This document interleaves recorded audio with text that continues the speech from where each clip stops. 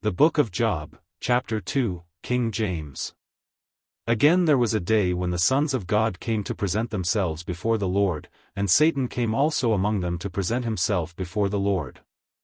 And the Lord said unto Satan, From whence comest thou? And Satan answered the Lord, and said, From going to and fro in the earth, and from walking up and down in it.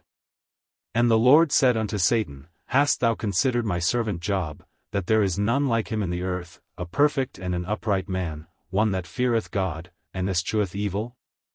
And still he holdeth fast his integrity, although thou movedst me against him, to destroy him without cause. And Satan answered the Lord, and said, Skin for skin, yea, all that a man hath will he give for his life. But put forth thine hand now, and touch his bone and his flesh, and he will curse thee to thy face. And the Lord said unto Satan, Behold, he is in thine hand, but save his life. So went Satan forth from the presence of the Lord, and smote Job with sore boils from the sole of his foot unto his crown. And he took him a potsherd to scrape himself withal, and he sat down among the ashes. Then said his wife unto him, Dost thou still retain thine integrity? Curse God, and die. But he said unto her, Thou speakest as one of the foolish women speaketh. What? Shall we receive good at the hand of God, and shall we not receive evil? In all this did not Job sin with his lips. Now when Job's 3 friends heard of all this evil that was come upon him, they came every one from his own place, Eliphaz the Temanite, and Bildad the Shuhite, and Zophar the Naamathite, for they had made an appointment together to come to mourn with him and to comfort him. And when they lifted up their eyes afar off, and knew him not, they lifted up their voice, and wept, and they rent every one his mantle, and sprinkled dust upon their heads toward heaven.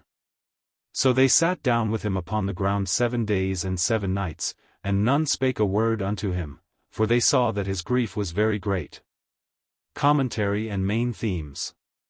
Job chapter 2 continues the testing of a righteous man and deepens the question first raised in chapter 1, Is faith rooted in God himself, or only in his blessings? Once again, we are brought into the heavenly scene.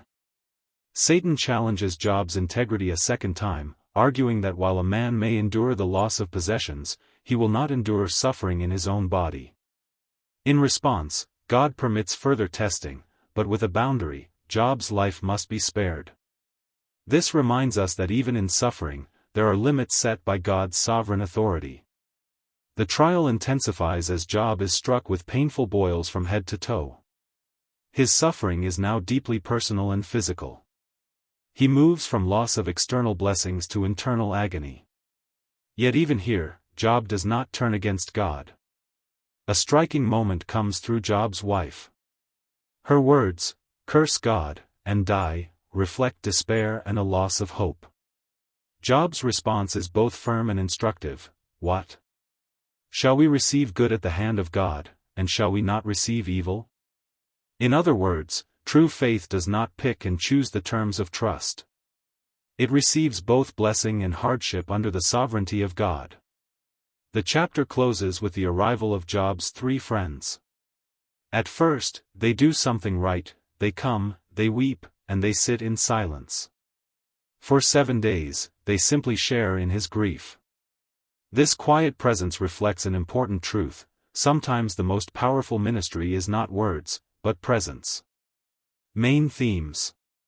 The testing of faith through personal suffering, God's sovereignty and limits over trials, the danger of despair and misguided counsel, endurance and integrity in the face of pain, the value of compassionate presence in times of grief.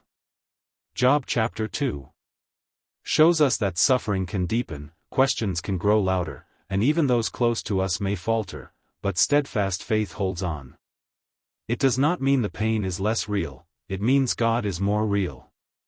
Memory verse. What? Shall we receive good at the hand of God, and shall we not receive evil? In all this did not Job sin with his lips. Job 2 verse 10, King James.